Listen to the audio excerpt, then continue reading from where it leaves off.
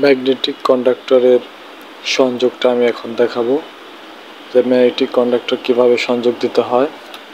আমার হাতে দেখতে পাচ্ছ একটা ম্যাগনেটিক কন্ডাক্টর।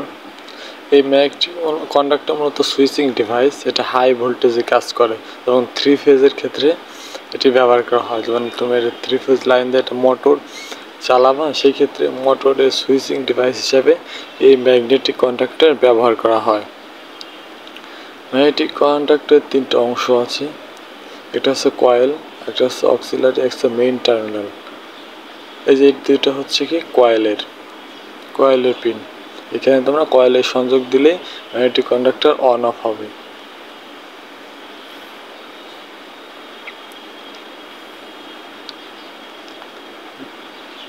কয়েল। এখন এই সাইডে যে তুমি 4টি পিন দেখতে পাচ্ছ, উপর দুটো হচ্ছে কিসের সংযোগ তোমরা দেখতেই পাচ্ছ। উপরের দুটো হচ্ছে এনসিতে সংযোগ আর নিচের দুটো হচ্ছে এনওতে সংযোগ। এই দুটো হচ্ছে মনে করেন সুইচিং, অর্থাৎ এই অক্সিলারি দেওয়া হয়েছে এই ম্যাগনেটিক কন্ডাক্টরে পার্মানেন্ট ভাবে ধরে রাখার জন্য। উপরের দুই টার্মিনাল এনসি, নিচের দুটো এনও। এখন আমরা দুটো সিলেক্টর সুইচ নিয়েছি, পুশ বাটন সুইচ, দুটো পুশ বাটন সুইচ। এই দুটো সুইচ চাইপে আমরা অন অফ করব। একটা লোড দেখানোর জন্য একটা লোড নিয়েছি। এখন ম্যাগনেটিক কন্ডাক্টরের সংযোগটা আমরা দিয়ে দেব। প্রথম আমরা ফেজ থেকে সরাসরি আমরা একটা পুশ বাটন সুইচে নিয়ে এসেছি, এনসিতে কানেকশন হবে। এনসিতে আমরা কানেকশন দিয়েছি, মানে নর্মালি ক্লোজড অবস্থায় থাকবে। মনে করো এটাতে আমরা বন্ধ করতে পারবো।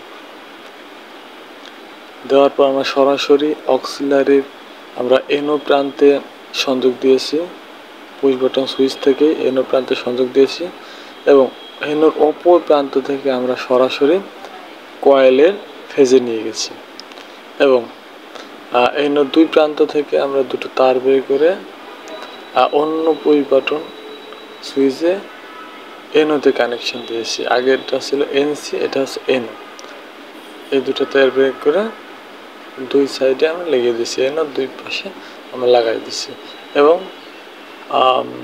কয়েলের নেগেটিভ প্রান্ত অর্থাৎ নিউট্রাল প্রান্তে চলে যাবে। এই যে তুমি ব্লক ডায়াগ্রাম দেখতে পাচ্ছ, কয়েলের নিউট্রালে ফেজটা প্রথম এনসি সুইচ হয়ে চলে আসবে এনওতে,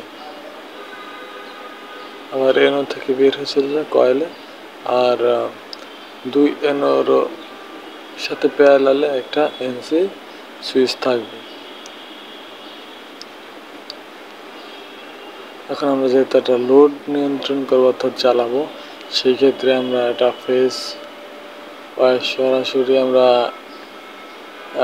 টার্মিনাল দিয়ে দিচ্ছি, মেইন টার্মিনাল দিয়ে দিচ্ছি। এই যে যেহেতু মিডল দিয়েছি, তিনটা যে কোনোটা দিলে হবে, যেহেতু 3 ফেজ সেহেতু আমরা 1 ফেজ যেহেতু মিডল দিয়েছি এবং অপর প্রান্ত থেকে ফেজটা বের হয়ে লোডে চলে আসছে, নিউট্রালে চলে গেছে।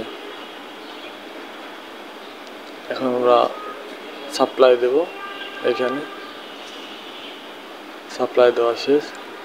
প্রথমে আমাদের কি চাপতে হবে, এনও পুশ বাটন সুইচটা চাপ দিতে হবে।